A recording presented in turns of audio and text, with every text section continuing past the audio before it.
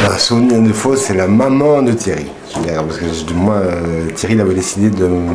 C'était un travail sur la mémoire, non? Et alors il avait décidé de mettre sa maman dans le spectacle.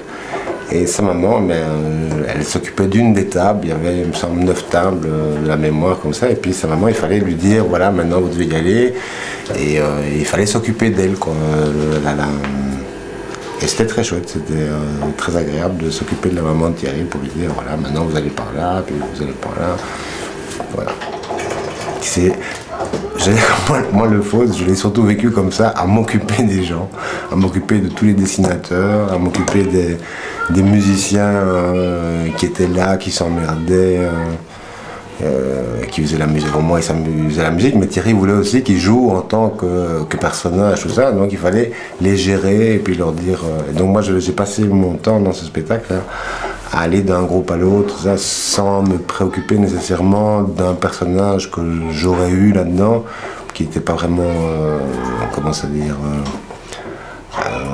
travaillé, hein, je dirais très riche, tout ça. C'était plus un aide metteur en espace comme ça. Hein.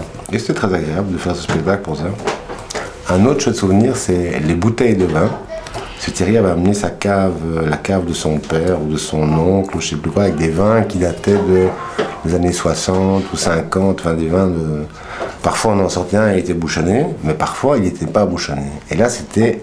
C'était Renato Carpentier, il ouvrait cette bouteille dans le spectacle, et puis il parlait de ce vin, et toujours sur l'histoire de la mémoire, ça, c'était un vrai vin, vraiment de 30, 35 ans d'âge, tout ça. Et donc il ouvrait la bouteille et puis il buvait un verre. Donc il restait, après toute la bouteille, qu'on ne pouvait pas réutiliser puisqu'il devait en ouvrir une autre pour le jour d'après.